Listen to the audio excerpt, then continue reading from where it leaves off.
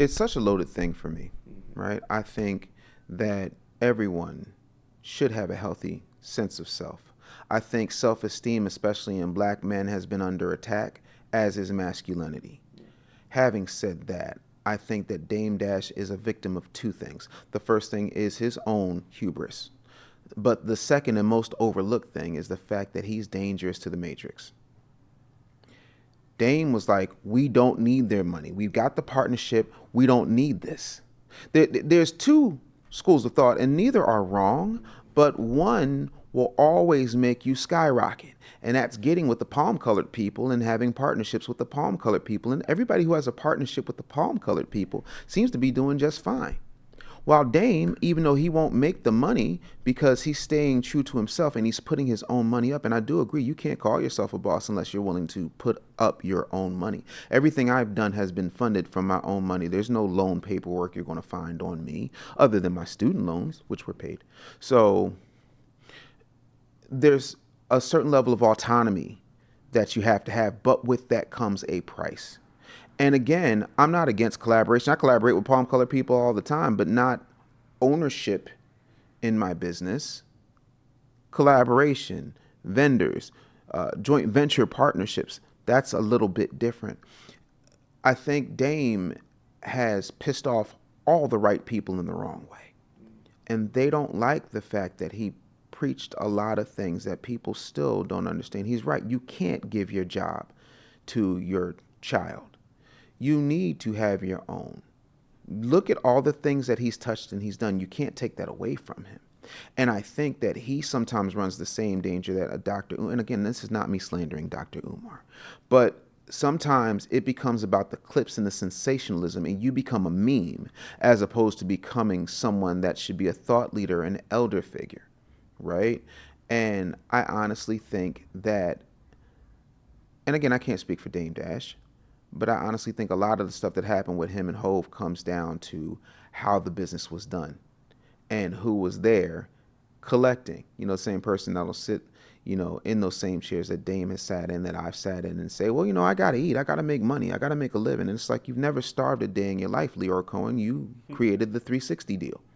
But Dame Dash is the bad guy?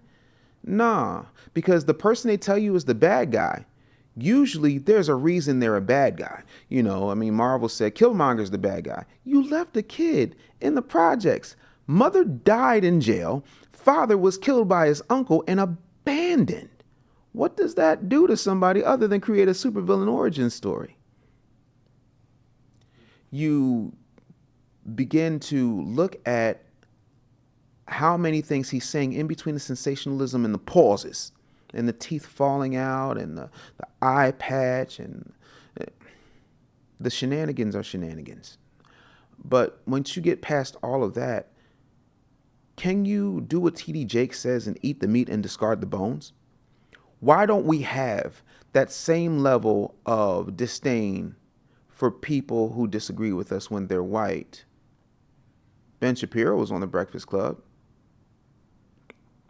And this is not me kicking in the back of the Breakfast Club, let me be clear. But if you were to compare and contrast those interviews, they allowed him uninterrupted to flow, even though they disagreed with him, which means everybody in that room, and again, wonderful people in that room, some I've known 20, 30 years, that they can disagree without disrespect, without diminishing, and without trying to fact check every single little thing. But somehow it's a microcosm for how black people act when one of us becomes successful in a way that they don't think is possible. They got to question it.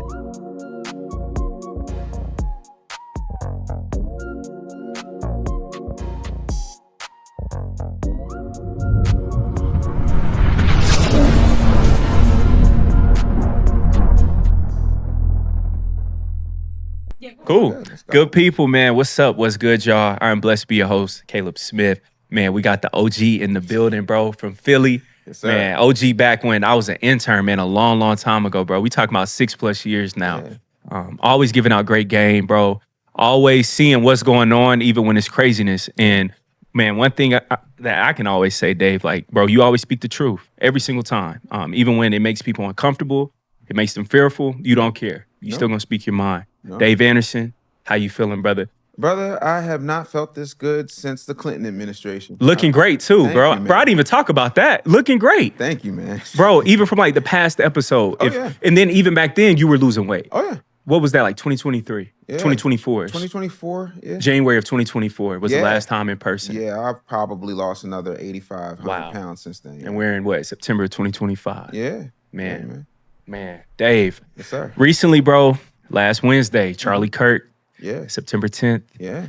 I'm scrolling on social and I see him get shot in the jugular. I'm Yeah. like, whoa, like Yeah. that's in the middle of talking about black people. For a question about mass shooting, somehow black people gets convoluted into that conversation. What were your initial thoughts of seeing that clip, Dave? The first thing I thought was, if he comes out of this, he ain't gonna have much of a voice. My second thought was, we're at a point in life where we have to disagree with somebody, and because we can't improve our argument, we start climbing up on roofs and shooting at them. They did it to our current president. They've done it to Charlie Kirk. I've had a bunch of my friends who were like, yo, you know, you go out and you speak publicly, like, be careful, make sure you got security, this, that, and the third. And I'm like, I get that. And I'm here for that. And I'm not out here trying to be nobody's activist. The thing of it is, people just want to hear the things that make them feel good. And I don't give a good hooping funt how wrong some of Charlie Kirk's hot takes were. We live in America. He has a right to make those takes and not be gunned down in front of his wife and children. I also think that it's disgusting whether you were someone who thought it was okay to dance on the grave of George Floyd for what happened to him, to make videos about how happy you are that Charlie Kirk is dead. I don't care if you like him or not. There's plenty of people I disagree with. I don't ever wish harm on anybody. You know, even when I say to people, like, you're going to respect my position, I'm going to force you to, I'm talking about logic. You don't ever hear, I don't have a criminal record. You don't hear me putting my hands on people. I'm not saying I've never put my hands on anybody, but no, not, bro. Maybe outside of a gym or a dojo, I think people love to pay attention to the wrong thing. While you're paying attention to what's happening or what happened, unfortunately, to Charlie Kirk, you're missing out on the fact that what's happening on your timeline is strategic. We're out of the social media age. We're now into the echo chamber media age, where it's just going to feed you more of what they know is going to incite you, is going to engage you, is going to make you fearful. They've been running this, I hate to say run the play because there's too many run the play Negroes out here. Conversation for a little bit later on. But I think that Charlie Kirk's situation shows you how jacked up all of America is, because people are celebrating, people are talking about good, this is what he gets. And I'm like, nah, because I wouldn't want anybody thinking that that's okay for that to happen to me or to Ariza Islam or Tariq Nasheed or, you know, even Dr. Umar. I don't think anybody's going to actually shoot at Dr. Umar unless they want a refund.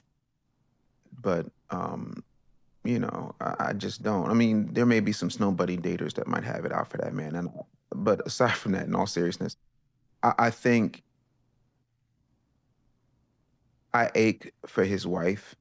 I ache for his children. He's got a 15-month-old son. He's got a daughter who's old enough to be able to remember that for the rest of her life in real time.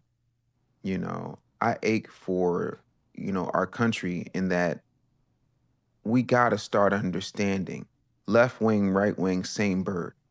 What are we getting?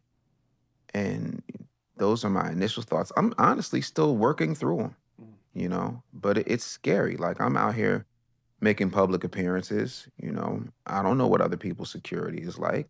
Yeah, I train, but You can't train for that, though. Nah, listen, I ain't Bruce Leroy. I ain't biting bullets with my teeth. I'm nice with the Kempo and the Krav Maga, but I ain't, they're still not glowing, you know, so.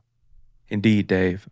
Just from seeing, you know, social media and, of course, with some black folks, especially, I would say, Christian black folk, right? To where, you know, you would see some say, oh, I'm going to pray for him. He was a man of God, all these other things. Sure. When do you think it starts to become somewhat dangerous for Black people to be somewhat too empathetic, especially towards white supremacists? How do you feel about that? Well, the thing of it is with Charlie Kirk, I don't know if he's a white supremacist or just a 31-year-old multimillionaire white man. I think there has to be a difference. Suspected, I guess. Suspected white supremacist is one of my favorite terms. But what I will say is this. There's certain things that Charlie Kirk has said that I 100% agree with, and I'll give you an example. Charlie Kirk famously said one time, but of course they always chop, the part that is most significant. And he was talking about civil rights, and he was like, they shoehorned everything into something that was supposed to be specifically for Black people. I'm against civil rights because they're just starting to do all this stuff.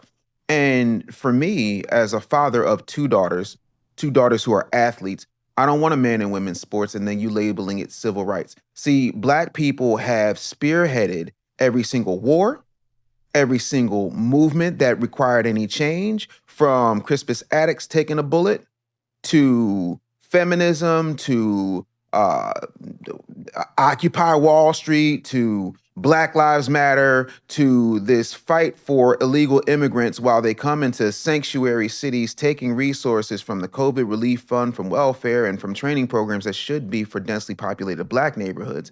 We're constantly being told that we got to be on the front line of this. If not, there's something wrong with us and it can happen to us and it could happen to them. Like, oh, they're going to deport the illegals, so now they're going to deport Black people next. I'm like, no. I think the problem with Black people, to your point, is we start hugging our brothers' killers in courtrooms. We start talking about we gotta, have grace, but there was a point throughout history where they started to redact the Bible and have house Negroes. And when I say that, I don't mean that as a derogatory term. People who did not work in the field, they worked in the house or they were kept slaves. Nat Turner was a kept slave. I'm not saying he was Yowza Boston, but he could read, he was eloquent, and he was the type of person, both from a physical presence, also from an intellectual standpoint, who could go in there and rabble rouse and charm those folks up. And the same way they trained him up is the same way that they met their downfall. We have this thing where we are told to love your masters. We are told to turn the other cheek. We're not told about you turn my father's house into a den of thieves. We're not told about exorcising demons. We're not told about render unto Caesar what is Caesar's. We're not told about the fact that, folks get betrayed all the time. And so we have come to expect it and deal. I talk to Black people all the time when I'm business coaching, and they'll say things to me like, should I tell people I'm a Black-owned business? I'm like, take it behind to Chinatown. You see how they have Chinese letters on their situation? In Philadelphia, there's a place called Somerton, and Somerton is full of Ukrainians and Russians. And they have their business stuff written in English and in Russian. And I'm like, we're the only people who are told to love everybody else. Everybody else is better. And we have to just deal with the strife and pain. Or if they, if we build something, they just gonna tear it down. So I just better go ahead and get this education and get a good job. Well, that don't seem to be working out too well for a lot of folk right now. So we got to start realizing that until we prioritize our physical health, our financial literacy, our ability to stop running from guns and say, we needs the gun control, because last I checked, the police was a reactionary force. They are not the pre-vengers, they're the avengers. The first 48 can't start until such time as somebody gets murked. So I think if we spent as much time embracing ourselves, embracing our Blackness, embracing our gifts, our skills, and our talents as we did embracing the people who mean us harm, we'd be better off. However, I'm not going to knock you for praying for somebody who you just saw gunned down in bloody fashion. So, Indeed, Dave. Do you think that our Black clergy is doing enough, in your own personal opinion, Dave, when it comes to speaking about white supremacy or suspected white supremacists? I would say, this past Sunday, from seeing Black pastors who I love, such as Darius Daniels, he actually spoke on it. Otis Moss in Chicago, he spoke on it. Pastor Christian A. Smith, Jamal Bryant, he even spoke on it. But I also saw a plethora of black preachers who didn't say a thing about it. And those same black preachers look up to Martin Luther King, but it's like he didn't build his name solely just off of preaching sermons on Sundays. He actually did the work too, and he actually spoke about these issues.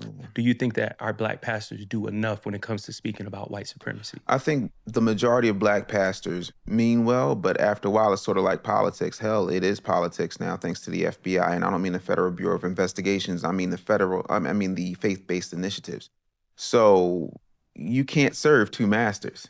If the government is paying you and incentivizing you to speak a certain way, to ignore certain things, to have certain candidates for president and senate and governor come through and, clap off beat and look real awkward while they're, standing in the sanctuary in the front pew, not donating a daggone thing out of their own pocket. Yeah, I got issues. I also think that I have yet to see any of these folks who call themselves black clergy call out with any level of consistency what the people that they've been paid to uplift have been doing. Nancy Pelosi went and took a knee like a geriatric crypt keeper wearing kente cloth. And no one's talked about how that she's the most undefeated, best day trader in the history of finance. But we got time to worry about the orange man with the weird comb over and his 34 felonies and 91 counts of this and what he did then and some stuff that happened before I was born. And I'm trying to understand how that works exactly. My whole thing is, I know all of these folks, whether they are donkeys or elephants, are benefiting from us being subjugated, from our schools underperforming, from the fact that most densely populated black neighborhoods in America don't have a cool little name to them. In other words, there's no Brothertown, there's no Black Girl Magicville, but there's a little Italy, there's a Chinatown, there's a Koreaville, there's a little Russia. And my whole thing is, there used to be a time where we could, without fear of retaliation, go to church to build, to strategize, to educate, to supplement what we weren't getting in school, to train and have skills. But you know what we have now? We've got preachers wearing brooches fancier than my mama's getting on CNN saying they want $250 million from Target while they ignore all of the other places that are doing black people wrong. And I ain't talking about DEI, because DEI usually benefits white women from a statistical standpoint. So if you're worried about your TV time more than you're worried about the least of these, like, I just can't imagine a world where if cameras and the internet were around in Jerusalem, that Jesus would be standing around, would a man rob God? It's communion time. Let me go ahead and just turn that water into wine, keep the party going. Shout out to D.L. Hughley. Not really, but you get it. Coming in hot, Dave. I didn't realize that was a hot take. Nah, but hey, to most people, it will be, unfortunately. Yeah, y'all will fight for your pastors more than you'll fight for your understanding of relationship with Christ. Bingo. But yeah, you're right. Somebody gonna get mad. They'd be all right though. Hey, we just getting started, brother. FBI, faith-based initiatives. I'm so glad, man, that you brought that up, because I think that people don't see these underlying factors that play a role behind the curtain, right? Philip Anthony Mitchell here in Georgia, 2819 Church. You see him with a Jetson Franklin here in Georgia. That's one of the biggest Trump supporters, right?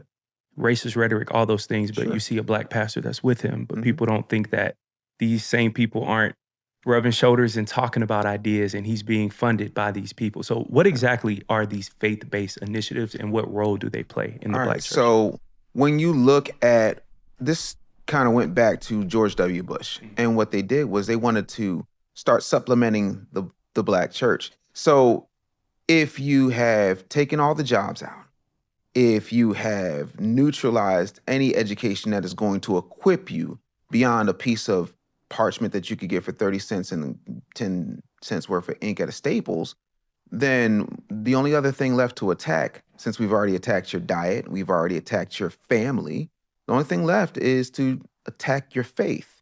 And so if we make sure, not in a way that's blatant, but in a way that's covert, think about it. What does the church do, right?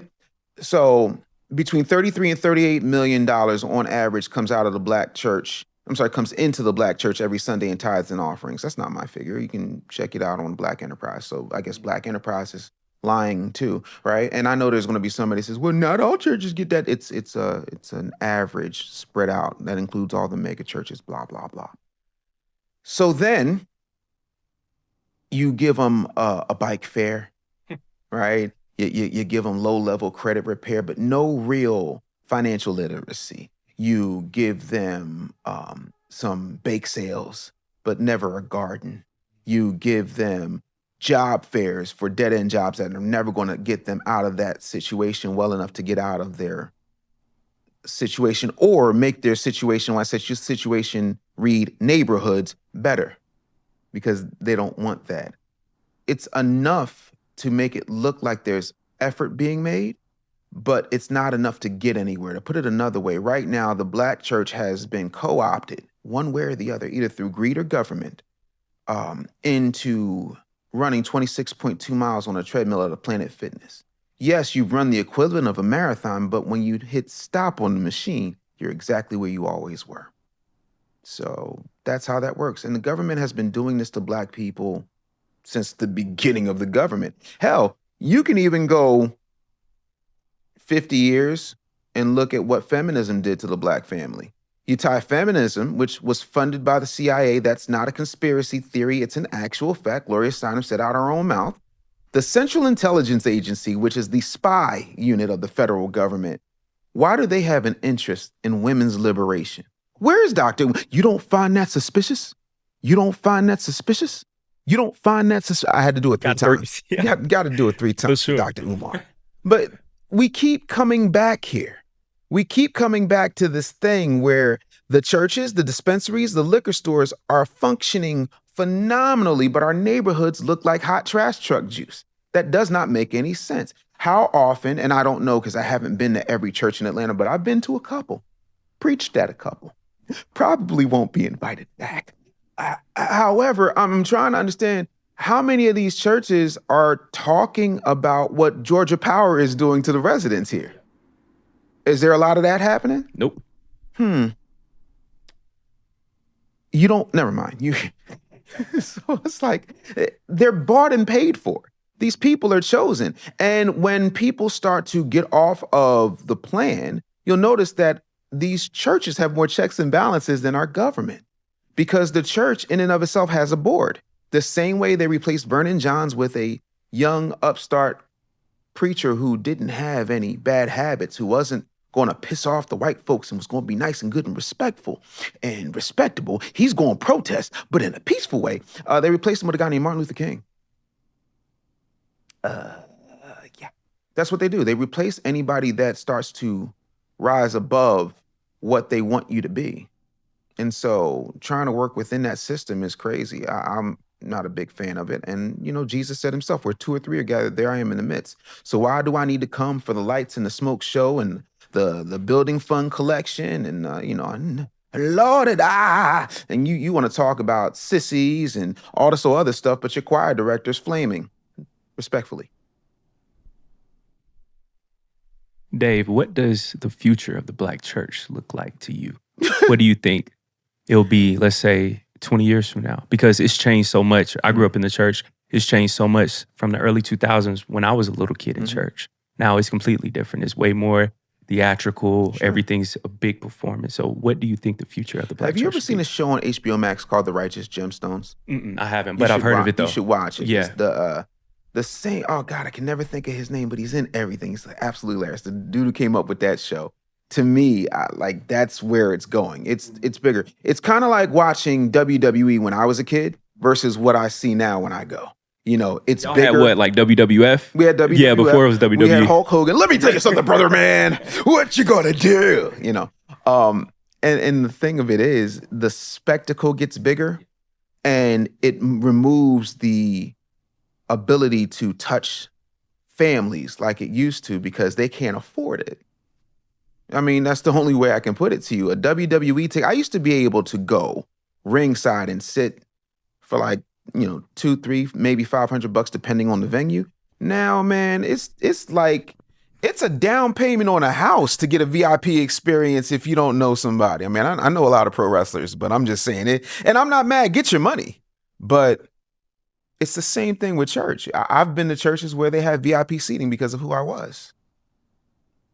I've been to churches where they will break their neck to have a sit down with Master P, but don't want to have a conversation about a real black agenda. But I ain't going to name no names. My question is, just because the stage gets bigger, how come the people aren't better? The Catholic Church has had a lot of black eyes, but you'll be hard-pressed to find an archdiocese. You'll be hard-pressed to find a Catholic church that has a dilapidated neighborhood. I'm not saying it doesn't happen, just saying it doesn't happen as often. When are we going to start holding folks accountable? I don't get it.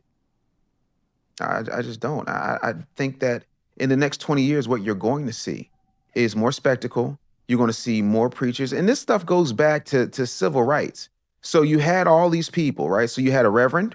I feel like I'm about to tell a really bad joke. A reverend, a bishop, and a pastor walk into you had a reverend, you had a bishop, you had a pastor, and you had a preacher. The reason that the bishop started popping up is because the bishop's on the chessboard. It sounds more official. Unless you're Lutheran or a Catholic, how are you a bishop? But now it's a bishop. I'll be like TDJ. And then they got these Power Ranger level robes and whatnot, and they walking on. I'm like, what is this? Did Counselor Troy wear that on Star Trek, The Next Generation, Season 3, Episode 5? And when you go look at Season 3, Episode 5 of Star Trek, The Next Generation, that gets even funnier. But no, like it's all about how they look. I've heard more people talk about who their pastor is than who their savior is.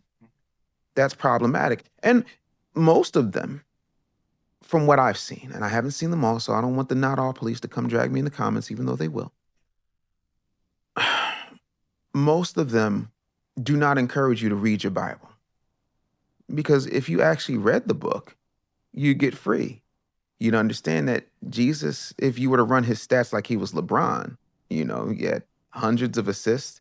He spent a lot more time playing the game in the streets than he did in the synagogue. So we need to get back to that. And a lot of these churches, like I'm a part of Get Up Mornings with Erica Campbell. And the one thing that I love about that gig is that I can say the absolute truth. Erica Campbell's more gangster than a lot of these so-called mainstream syndicated radio programs, because she don't mind me talking about the real black agenda. A lot of these church folks have been beaten down, beaten up, told that they can just, hold on to God's unchanging hand and never move. If you look at how Jesus did his miracles, he always requires some level of participation.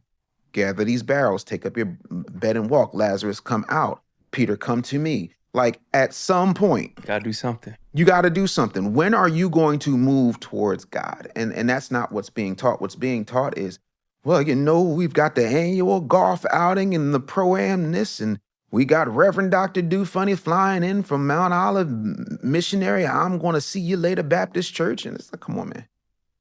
I want us to do better and see it for what it is. And I'm not saying folks aren't doing good. I'm saying that they should be doing better, because if the church is shining and the people are dull, there's something wrong. Dave, hey, you set a bar, brother. We got to move closer to God. What does us as a people moving closer to God look like in 2025? Next to impossible. What mainstream media outlets do we own? What billboard company do we own? What transportation company do we own? What communication company? Infrastructure. We have no infrastructure whatsoever. Most of us can't fish, hunt, or kill. The majority of us can't do a pull-up. And again, as a recovering fat ass myself, I'm not sitting here in judgment. But how are you going to talk about a revolution if you can't stand long enough to fight your oppressors? To me, we got to start looking at everything that God does and laid out in the Bible, Old Testament and New Testament, right? There is something to be said for fighting the battles, taking the battle to the enemy, going in and negotiating in good faith, saying, let my people go. There is something to be said about, coming with an energy of healing. Also, taking the plank out of your eye before you worry about the speck in somebody else's. There's a huge plank in the eye of the Black community. It's lack of infrastructure, lack of proper diet, lack of education, lack of resources, and lack of discernment on what to do with our resources. Let me just take that a little step further. I keep hearing these so-called scholars talk about how, Black people got 1.2 trillion in buying power. Yeah, numbnuts, but how come you don't ever talk about the fact that just because you have that buying power, you don't take out the rent, you don't take out the dishwashing liquids, you don't take out the light bill, you don't take out the tuition. That's all the money we have. And the majority of that is just trying to get to the next installment. We don't have that part of the conversation because that part of the conversation isn't sexy. That part of the conversation isn't Black excellence. By the way, no disrespect to people who use the term Black excellence, but all excellence is Black. They stole everything from us, and what they didn't steal, they co-opted, and they took your publishing for 20 grand. So when are we going to start understanding that the closest way for us to get to God is to get to us? Meaning that we talk amongst ourselves, we have uncomfortable conversations, we call each other out on the carpet without being messy. And we, wait for it because this one's going to shock a lot of people, we have grace and mercy for people who have situations that we don't understand. Mental health is real. We have been suffering for 400 years on Stockholm Syndrome and then propaganda. Our number one wear post-slavery was watermelon production. So now that we've got TikTok and Instagram and we've got all of this social media, we've got television absolutely everywhere. This is your new TV studio. You got YouTube popping. How much easier is it for people to disparage you using your own image against you?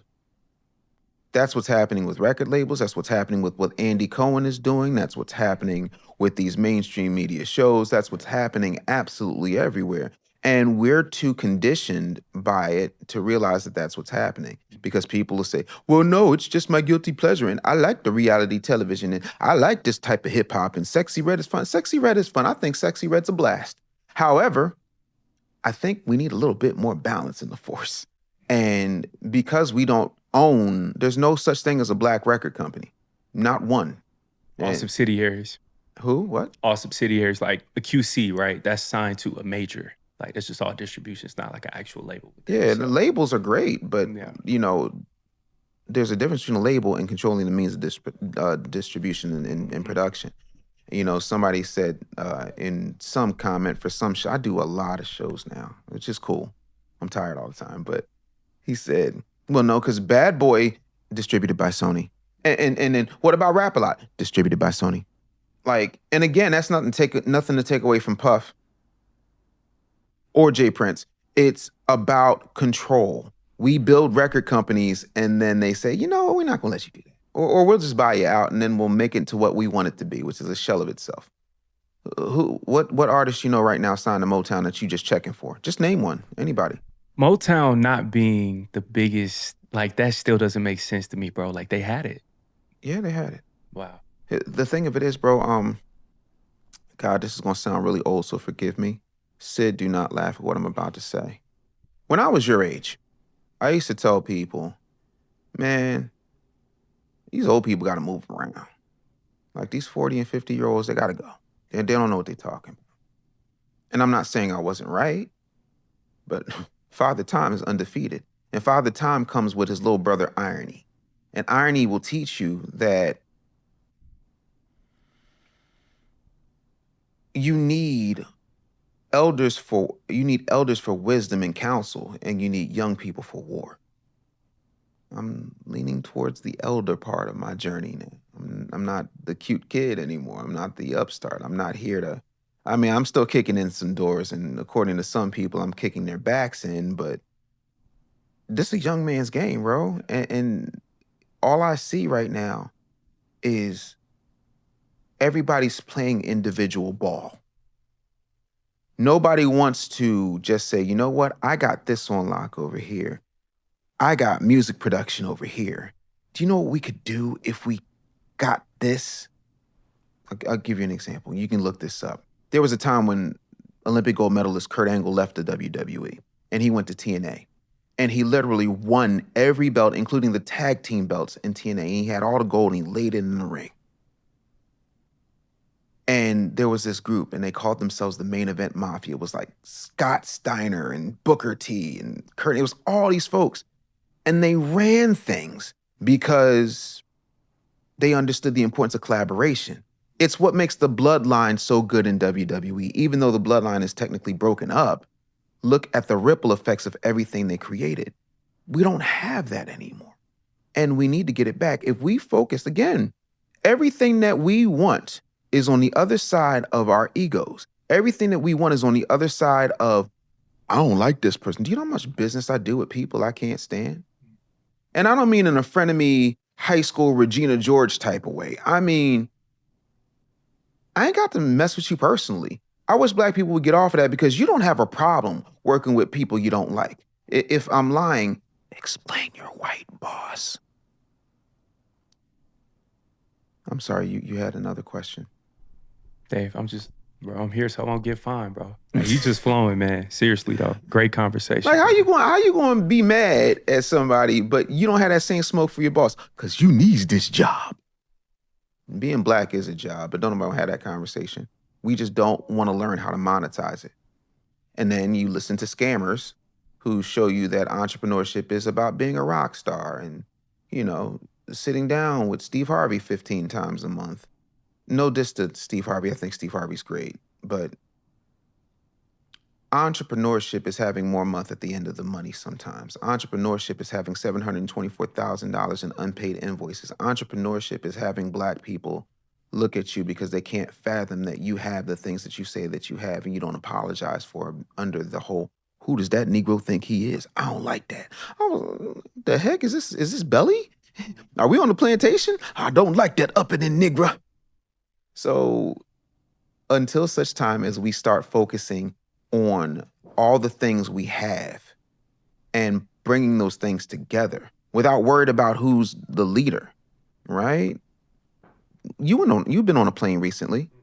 What's the name of the pilot? No idea. Exactly. I didn't even see the pilot. You don't need to see the pilot. Who cares who's flying the plane? Did everybody on that plane get off that plane safely? That's all that matters. One of my favorite movies that documented or dramatized the Million Man March was Get on the Bus. Fire movie. I just want you Negroes to get on the bus. I don't care if it's my bus. I don't care if it's Tariq's bus. Hell, I don't even care if it's Umar's bus. I do care if it's Umar's bus. But seriously, can't we just get somewhere together? Because I'm trying to not get your channel a copyright strike or a violation. But I will say that I fell one time and had nerve damage on the left-hand side of my body. And my attorney is a guy named Mike Lerner. Listen to what I'm saying. Mike Lerner looked at the medical reports. This is an attorney, looked at the medical reports. He was like, oh, they're saying you'll never walk again without the use of a cane. Hold on. Picks up his phone, says, hey, Richie, it's Mikey. Yeah, no, everybody's good. Listen, I'm going to send a client to you. His name's Dave Anderson. I need you to take care of him. They said he's not going to be able to walk without the use of a cane. You know what to do? Fax over his chart. All right. Thanks, Richie. Yeah, I'll do the standard cut. All right, bye. So Richie's your specialist, and Dr. Rabinowitz was his name. And he said, Richie's your specialist. I grew up with him. I can't stand him. He's a prick, but he's the best at what he does. And I promise you, you will never have to walk with a cane. Give him 6 months. 3 months I was walking without a cane. Have you ever seen me with a cane? Never. Never. And you never will. Unless I pledge Kappa or something. Kind of just for the occasion. But no, like, that's the thing. They don't like each other. But he still referred that man business because your culture is more important than your ego. To us, our ego is more important than our culture. That's why we don't win. And that's why everybody can come in our community. How often have you heard, and you and I have never had this conversation, how often have you heard somebody say ain't no money in the hood? Black people say it all the time, but it's not true. How?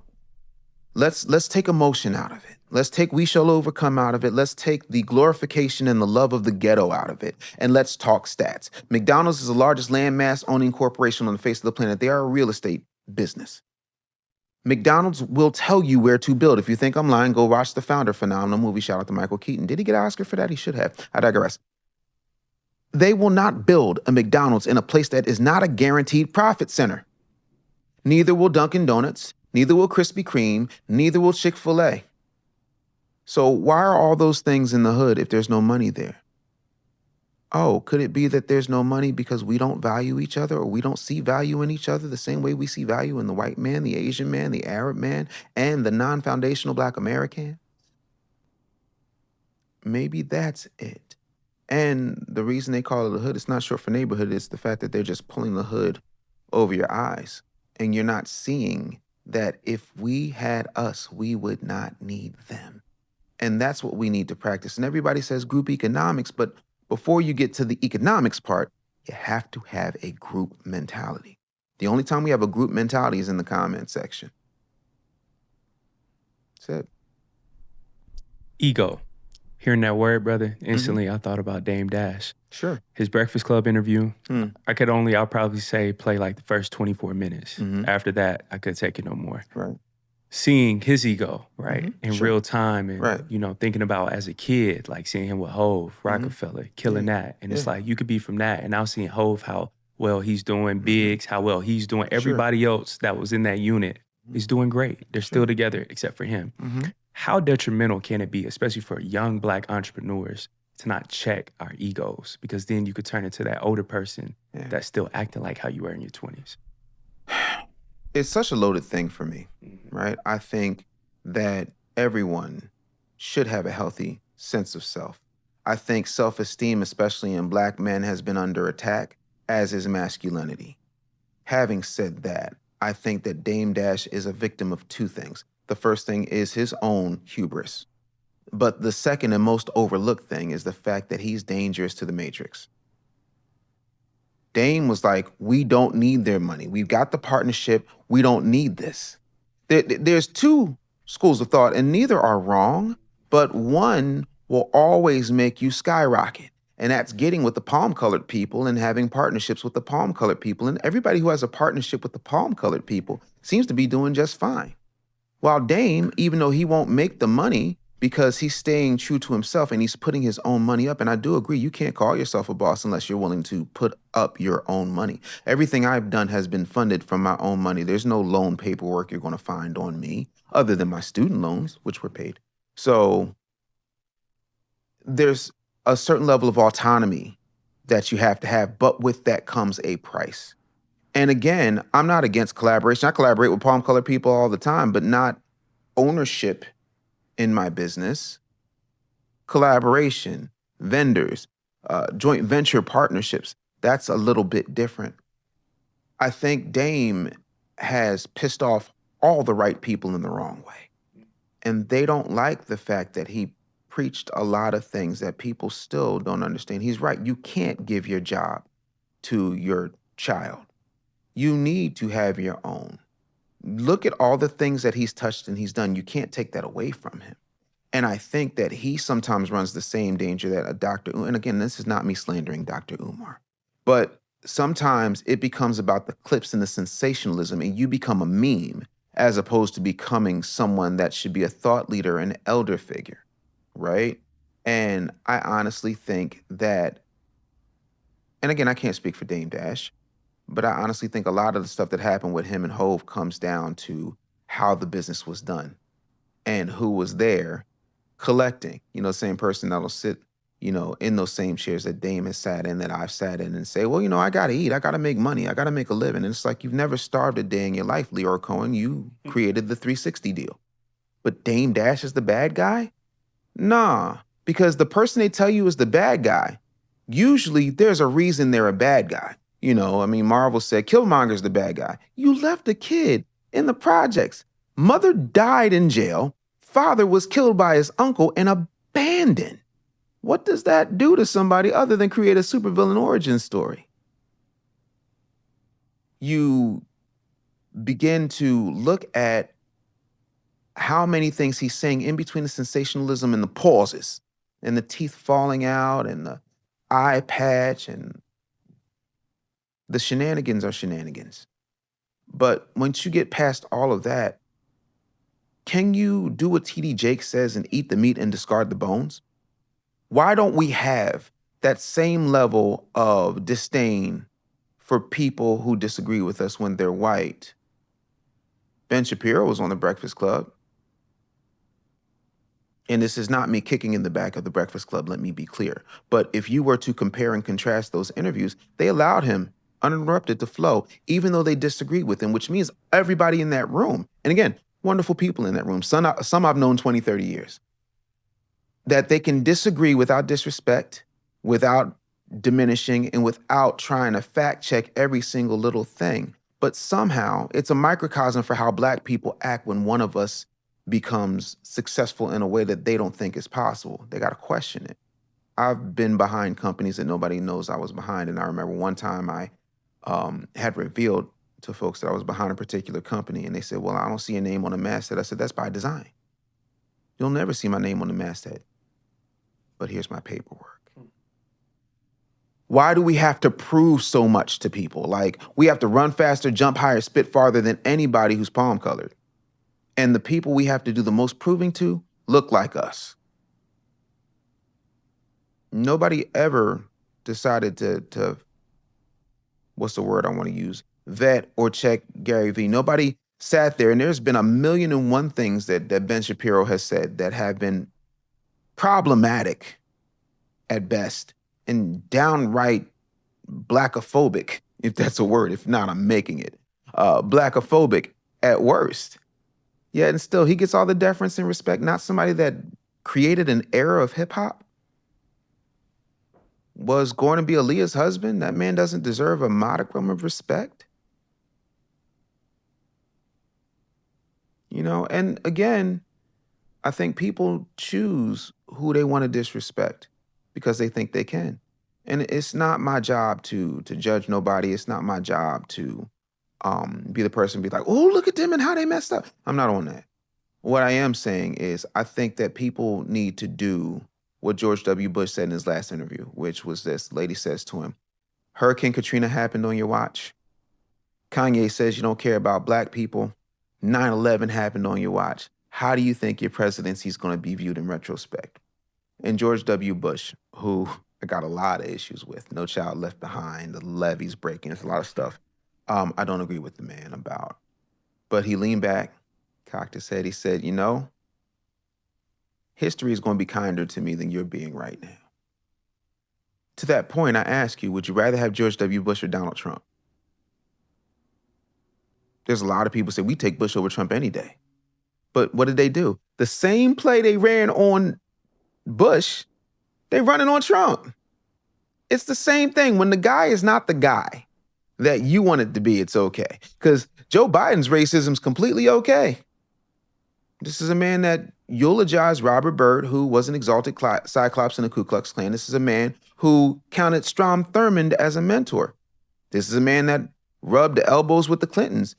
Bill Clinton's wife, Hillary Rodham Clinton, said that she was a Goldwater girl. We all know his complicated history. And we also know that she said Margaret Sanger, a woman who is the mother of eugenics, was her idol. It's the same woman who said we want to bring them to heel. See, we only like the racism when it's a Republican. We don't like the racism when it's Democrat. Then we get excited because she says she's got hot sauce. We get excited because he listens to Despacito or he has a sit down with Vanity Fair with Cardi B. Yeah, nah. We only get mad at certain Black people when they're married to white people as long as they're not your forever vice president. So let me get this straight. The same mouth that condemned Byron Donalds for being married to a white person is the same mouth that uplifts Kamala Harris for being married to a white man, uplifts Ketanji Brown Jackson for being married to a white man. So they're not sellouts because they're Democrats, but these folks are sellouts because they're Republican. And again, this is not me being pro-Republican, but somebody got called balls and strikes. We already know what's wrong with the Republican Party. They're out of touch. They have a lot of lame conservative Negroes that, and there's a couple that Mikhail Montgomery, Ace Smarts, Topher's dope. Like I can run that Van Hall. Like, and if you don't know these folks, please look them up. They have a lot of folks who are on the come up, but they're not the mainstream folks. The mainstream conservative Negro they ain't really popping. You understand what I mean? Like they're just spewing out talking points in black skin as opposed to saying, hey, the truth of the matter is most black people are conservative. Most black people don't want their daughter out here, having 2 and 3 baby daddies before she's 17. Most black people don't want nobody to tell them that they can't have no guns. Most black people don't want nobody telling them how to raise their kids. All of these things are conservative values. What's not conservative is identifying as 3,963 different genders. Or, like if I were to, and again, not dissing that community, but just from a way we look at things. If I were to tell you right now that I identify as a Mighty Morphin Power Ranger, the Red Ranger at that, y'all would have somebody commit me or at least call Jan Van Zant to fix my life. But, we can identify as a cat, and that's normal. We can identify as a person that likes to, do the dill and in teddy bear costumes. That's cool. That's what we on. Hey, if it floats your boat, cool. But don't tell me that I have to normalize that and be okay with it. So again, there's a lot of black people who will say that and say that they're not a conservative, but some of your views are, and black people are a lot more conservative. The thing of it is the conservatives haven't shown up in a way for us that has made sense because we've been in bed with Democrats for 60 years. What did LBJ say? I'm going to have these Negroes voting Democrat for the next 200 years. He famously, allegedly called it the N-word bill. So that's where we are, man. And it's a sin and a shame, but we got to do something different. We really do. Doing something different, right? Hearing that, brother, I think about Kamala Harris, her book is about to come out, and hearing about, all the things about Joe Biden undermining her, which we already knew. But our generation, man, especially, I remember, conversations at the dinner table with family and friends of, I could notice that everybody that was like 35 and younger could see that this is a racist party as well. We could see the play with Kamala, how you send her out with just a few months to do all that because you're setting her up to fail. Kamala even, we didn't feel like she was authentic as well. What do you think that the future of the black vote looks like? Do you think that black people will start voting smarter and potentially holding the vote or knowing, to your point, of having a black agenda? What do you think the future of the black vote looks like? Not until all the boomers are dead. I think so too. And that's no diss. My mama's a boomer. My mama's 79 years old. But not until all the boomers are dead. You got to get rid of the indoctrination. You got to kind of cut that cancer off. And again, I'm not saying that all boomers are cancers. You got to, I got to do all of this explaining to people because they're more sensitive than Ralph Tresvant after an orgasm. But the thing I need people to understand is the black vote will continue to vote Democrat because they don't know what else to do. Have you ever gone to a movie theater in 2025? I actually just went to the movies. What did you see? Ago, The Long Walk. Just saw that. It was a real good movie. And I saw The Conjuring last week. Oh, word. Well, Conjuring, was it good? Trash. Please don't watch it, bro. It's 3 hours, 2.5 hours of nothing. I was about to fall asleep, bro. Everybody hated it. Yo, I'm so Everybody sorry. hated it. That was a great franchise. So disappointed. I know, bro. They went to the well Long once Walk, many though, times. that was fire. Long Walk, You would love that peep day. it. I'm going to peep it. When you went to the movie theater, did you see people standing in line? At this one, yes. I can't lie, I did. Yeah. It was almost sold out. Yeah. Because they've been conditioned to do that since they were babies, and their parents have been conditioned to do that since they were babies. Bro, I got like 4 or 5 different movie apps on my phone. I can just buy the ticket, walk right in. I walk right in. I get every once in a while I will get some mozzarella sticks. Like, yeah, I know I'm a health nut, but calm down. You still human. Yo, bro. Yeah. Like as soon as I leave here, ranch wings. I'm in the A. But we're conditioned to tradition, and so we do what we've always done. I think the one thing that we make the mistake of is not paying attention to context clues and other things. There's a musical I saw when I was a kid called Fiddler on the Roof. And in that musical, it talks about how people get trapped in tradition.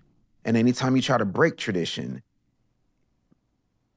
the pushback, and it always comes from the elders. We got to do this and okay, let's get this on the table because somebody has to say this. I'm a Gen Xer. I get it. I'm on the low end. I'm on the tail end of Gen X, but I'm still a Gen Xer.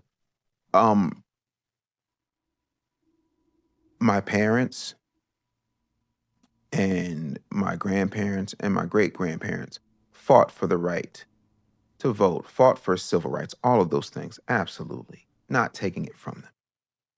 Nobody died for the right to vote without questioning that vote. And none of my ancestors died for the right to vote without asking something for our vote. I don't know if we understand this because we like to talk about democracy. We do not live in a democracy. We live in a constitutional republic. When you live in a constitutional republic and to the republic for which it stands. Okay, anyway, that's a whole nother story about that. But the point is, if you live in a constitutional republic, you don't live in a democracy because a democracy says the majority rules. The founding fathers never wanted a democracy because they did not want people to get together and say, you know what? We don't like these guys. Let's get them out. We can do that because we got the majority. That's why the Electoral College is a sneaky little thing. So when you start talking from that perspective, you understand that they're never going to move past that part until the tradition dies. And we start looking. If every Black person did two things, America would change overnight. I don't even know if I want to say this. Oh, hell, we're already in now. I got to say it. If Black America got up, every single able-bodied, sane, rational, no criminal record having Black person went and got a gun and then went and joined the NRA, and if every Black person went and updated their driver's license information so that they were registered independent, the societal shift, you would hear a whoop, because everybody would be coming to us. Absolutely everybody. Do you not understand that we've been trick-bagged? Civil rights is a hustle. We had a thing called the Black Liberation Movement, the original BLM. Coincidence? I think not. But the Black Liberation Movement was about achieving rights and parity for Black people. What happens now is the same thing that's happening then. They said, oh, you know what? That's too much. You know what we need? We need civil rights. Dick Gregory told me that civil rights was more about fat, ugly white women wanting to be stewardesses at Pan Am. You're not familiar with Pan Am? Yes, sir. Oh, okay, cool. Yeah. Yeah. So Hey, it was the flights, right? It was Yep. it was the flights, the Yep. flight attendants. Yep. They had the sexiest flight attendants in the business. Them and TWA, like they. Hey, you took it back, bro. You said Pan Am. Wow. Yeah, they had the sexiest flight attendants in the business. And then civil rights came and white women shoehorned their way into it. The same way white women shoehorned their way into affirmative action was supposed to be set up for that. The same way white women shoehorned their way into welfare because they're the number one recipient of welfare. Oh, wait, the same way white women shoehorned their way into DEI and got Jamal Bryant out here preaching for it while trying to hold Target up for $250 million when you have people like the young lady who owns Sienna Sauce having to lose her contract with Target, Tabitha Brown taking a hit. You got all these other folks that are doing things. I knew buyers who worked for Target, who bought, and bought Black folks in.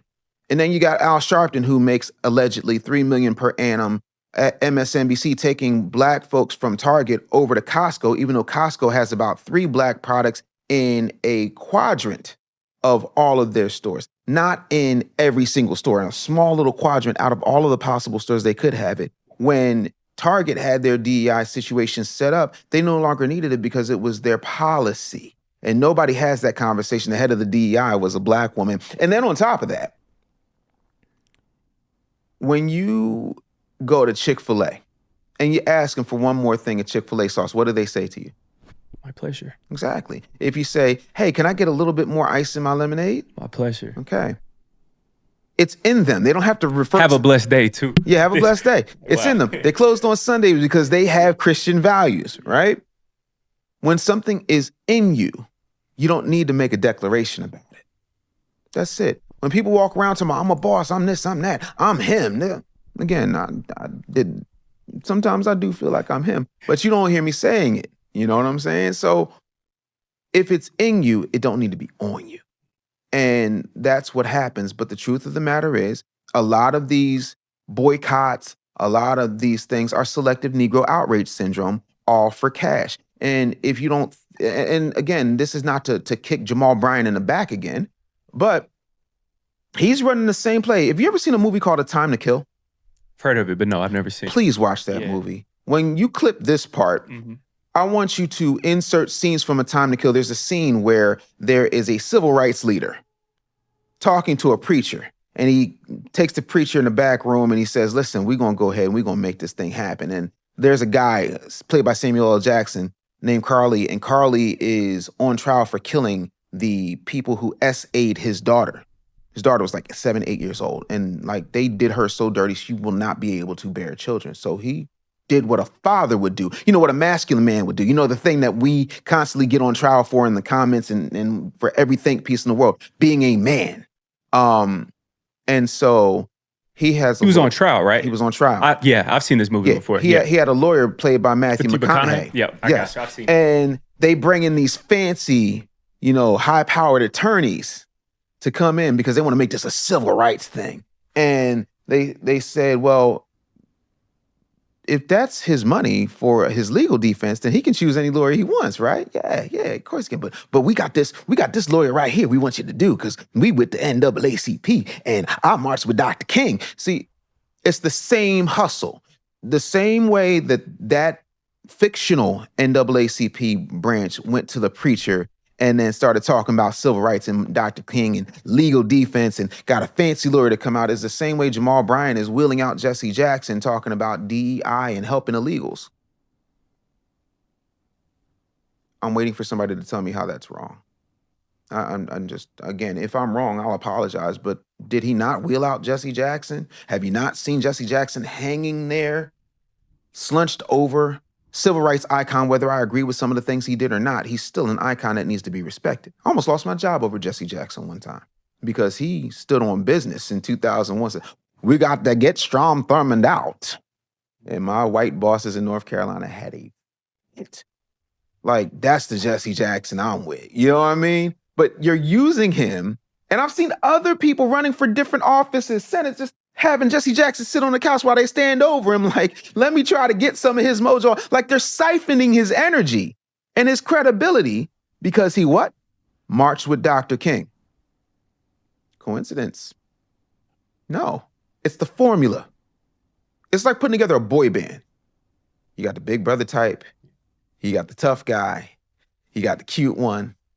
You got the sweet one. It's a starter pack. It's a starter pack. Like, come on, man. Don't play with me. Yes, sir, brother. Dave, man, you killed this conversation. Probably got like 3 more questions for you, bro. Generational beef. I see that so often. Yeah. Some days, man, I be going through it because even in like Black media, right, there's so many things that could be updated and changed, whether that's with Black-owned publications and magazines, their media platforms. And I'm like, if they put younger people in positions of power, they can actually change these things for the better. But then to your point, older people, they also have knowledge, previous experiences, all of those things. To your point from earlier, do you think that this older generation should, I don't want to say move around because that could be somewhat disrespectful, but allow room for us to also come in and add our new ideas as well? Is this thing still on? Of course. Okay, good. Older people need to move around because how does a society continue? Exactly, yeah. Right? There are things you and Sid do. Like when I invested in you guys early on, I didn't do it. I didn't ask for a return. I didn't ask for a piece of your business, did I? Did I stop paying you for editing or anything like that? Never shortchange y'all on money? I didn't do it because I wanted to buy in. I did it because there's going to come a time, and it's coming soon, where I'm going to be old, and I might need a Caleb and a Sid. You understand? Whitney Houston said, I believe the children are our future. Teach them well and let them lead the way. See, when you take away all the pomp and the circumstance, you understand what it is. You know. Give them a sense of pride to make it easier. Let their laughter remind us how we used to be. Everybody's searching for a hero. People need someone to look up to. We got to get back to mentorship. Having said that, Proverbs 4:7 says, "In all thy getting, get an understanding." Young people need to understand that we're not going to see it the same way. You've seen the first iPhone. Did you see that iPhone 17 reveal? Other than the name, what they got in common? It's the same thing, bro. It's trash. It's, you know what? Yeah. But the computing power on an iPhone 17 compared to that first model, come on, man, stop playing with me. You guys are the new model. Like, watch Men in Black 2. When Will Smith's character goes and gets Tommy Lee Jones' character out of the post office, and he gets his mind back, he was like, "No, I remember this part. I drive." He said, "No, no, no, no. You drive the old and busted. This is the new hotness, right? Old and busted, new hotness. New hotness." We got to be okay with being old and busted. And the new hotness needs to recognize that there's certain things that experience can teach you, that all the technology, all of the know-how, all of the young, hungry energy you have can't learn. There's an African proverb that says, anytime an elder dies, it's like a library burning down. Amen. Yeah. I never looked up and realized I got a child your age, Caleb. I got a child your age. It's crazy to think about, huh? Like, when I think about it, I don't look at you the same way I look at my kid because I'm too close to my kid. But you're in the same generation. You may have her by about maybe 18 months. It's the same thing. Same experiences. You're scratching 30. Yep. One of the best things I ever did was when my daughter was 16 years old. I said, "Listen, other than going to the bathroom, we ain't leaving this room. I will order you whatever food you want. Show me the Snapchat thing."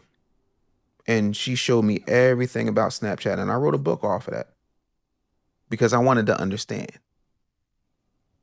We have to realize that you're never too old to learn, and you have to realize that you're never too young to teach.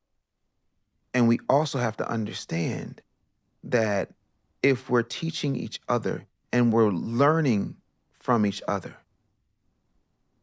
we don't have to love each other in the traditional sense, but we need to cohesively come together. And the one thing that I will say is I'm really nice to my daughters because they're going to decide the retirement community my wife and I wind up in.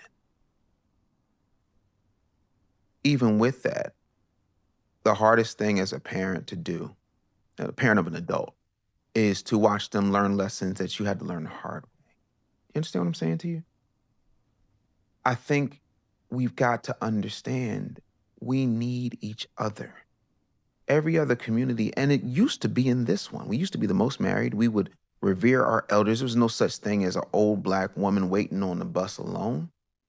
It wasn't a thing. If Mrs. Johnson had groceries, you was carrying them groceries. I've seen drug dealers, gangbangers, and straight up killers take Mrs. Johnson's groceries up to her house and dare you to do something to Miss Johnson. We've gotten away from that, and we need to get that back. It's beautiful, Dave. Dave, if you could sit down with these two people, Dr. Umar and Dame, they both have great potential. People still love them and revere them. Sure. And also people use them for clicks and views till this day. Certainly. If you could sit down with them with all of your business expertise, what words of advice would you give to them right now? I can't really say what I'd say. I can imagine. The one thing that I would say to Dr. Umar, and I've said this publicly 1,000,001 times, and now I'm a YouTubian struggle streamer. Don't know how that happened, but okay. Comment and subscribe. But, the thing about Jesus said, "Do not cast your pearls before swine." Sometimes people ain't gonna listen. Jesus also doubled down and said, "My sheep will hear my voice." I don't think Dr. Umar is in a place to listen because he doesn't think that it's going to do him any good. He's already got it worked out. I had an talent agent once for my radio career, a guy named Ward White. He also was an agent for Erykah Badu. And Ward said, "Do you know the 3 most crippling words a black man can ever utter?" I said, "No, W, what are they?" "I got this." And I sat on that for a minute. I didn't say anything, I just sat on it. And I said, "I think I know what you mean, but why do you say that?" And he said, "Because if you think you got it, then there's no room for anybody to help you or show you a different way. You know, 1,000,000 minus 996 will get you to 4, but so will 2 plus 2. One of those ways is a long way to get to 4. The 3 most empowering words a black man can ever say is, "I need help." Who's Umar's team? How much help has he turned away? Sent my eternity to him. I've sent contractors to him.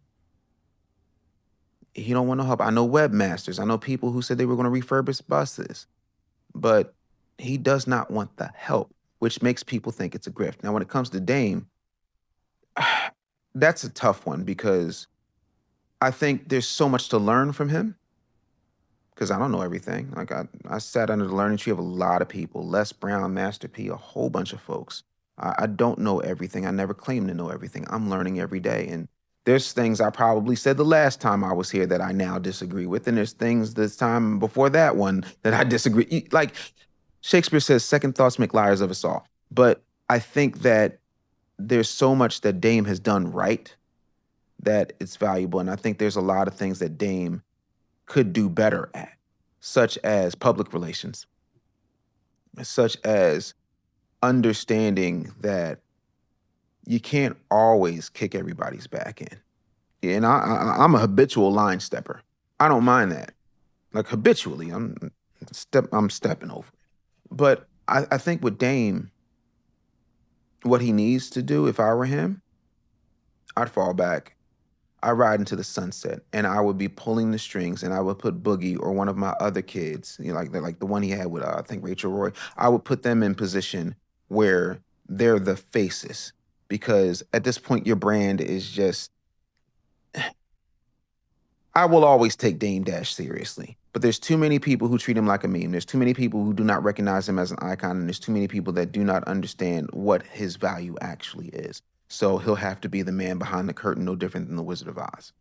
That's what I would tell him. That would be my tidbit of advice to give him, you know. But no, I think that if he focused a little bit less on the shenanigans and started making some real moves, you know, like the one thing I never understood is why he didn't just go. You know what Jay-Z said? Go ahead, make another Hove. If Damon made another Hove, we'd be having a different conversation right now. I think you need to make another Hove. That's a mic drop, Dave. Dave, why should people who's tapped in, viewing this, listening as well, read The Real Black Agenda? I'm so glad you asked. I think people think that things aren't working, and I'm here to tell you that things are working exactly how they plan. There's a reason why you have so many kids with IEPs. There's a reason you got so many kids with autism. There's a reason why most young Black women who have had abortions have fertility issues later on. There is a reason why we're told to vote one way. There's a reason why there's so many food deserts, and there's ways to solve all of those problems. And spoiler alert, it's us. We can't sit around and wait for them to come because if they fixed us, you have to understand the political game is a lot like the pharmaceutical game, is a lot like the food industry. If they gave us the cure, they're not going to feel good about curing us.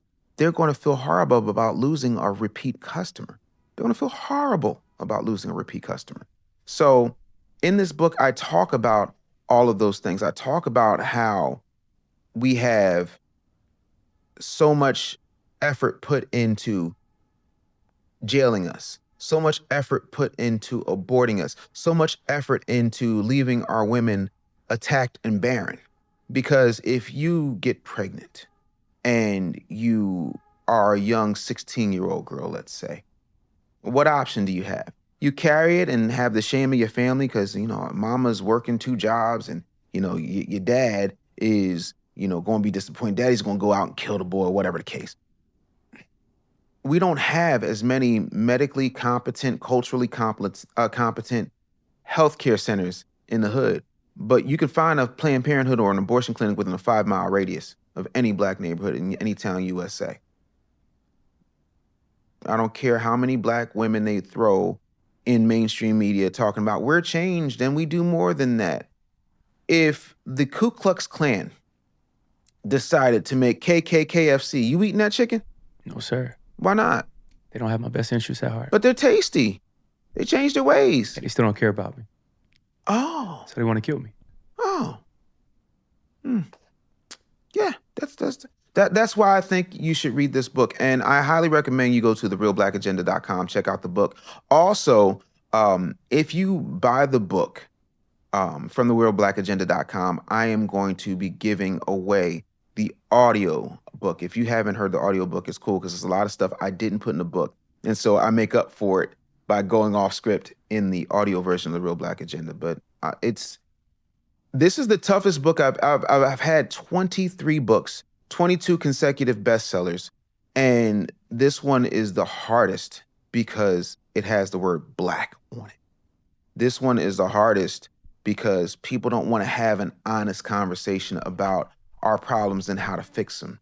When I was just talking business, it was cool, but now it's like, I don't know. Getting a little too black. Huh? A little too black for people. They like their business bully just being mad at people and making jokes. And they don't like me telling people, hey, listen, the only way out is through, and the only way we're going to get there is together. And black unity is one of the biggest threats to the American system as it was. Even J. Edgar Hoover said that. So black unity. Get the Real Black Agenda if you dare.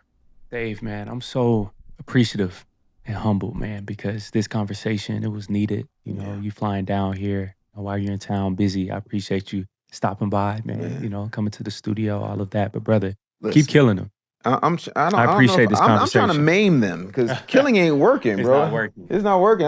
I will say this, though. I love going where I'm celebrated, not where I'm tolerated. Come on now. Listen. Yes, sir. Dave, man, where can everybody follow you, keep up with your platform, businesses, everything? Absolutely. So I have a business called Zenith Media Labs where we're doing a lot of the social media stuff. People are always like, what program are you using for your clips and your videos and whatnot? It's fire. Yeah, no, I have a team of people, and we created a company called Zenith Media Labs, and we are showing you that virality is a science, not just a happenstance. And so I've got editors and social strategists. I also have created our version of ManyChat, so you don't need to keep sending money to ManyChat.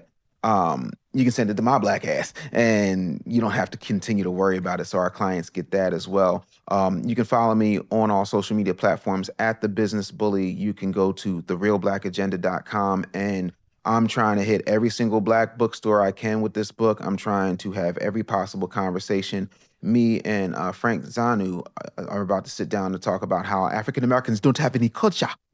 So I think that's going to be fire, and I think you'll see what we got going up. And then, if I'm in your town, you'll probably find me in the gym, drinking a gallon of water and, trying to fill out this loose skin. Talk to him, man. Yo, I'm telling you, the 300 plus pounds, right? 342 pounds. Do not short my 42. He keeps shorting my 42. I said 300 plus this time. 300 plus. Yeah, no. Ambiguous. 342. 342. I lost 342 pounds. And people are like, that's cap. And I'm like, I'll show you the pictures. You saw me at 561 Facts. pounds. I was there. Yeah. You were there. I had a 7X shirt, a 72-inch waist, and we had to sit behind a table, and there was like Philadelphia Eagles shirt. Philadelphia Eagles shirt. Yeah. Real fan though. Oh yeah. Hey, before the Super Bowl. Go Birds. Yes, sir. Dave, man, I appreciate you so much, King. Keep up all the great work. Y'all make sure to follow, like, and subscribe. Show Dave love. He is last of a dying breed, man. I'm telling y'all, because now they're going to be like, yo, it's going to be 5,000 just to talk to me. Dave, he's a person of the people. But we appreciate you, brother. Man, I'm blessed to be your host, Caleb Smith. Until next time, y'all. Peace.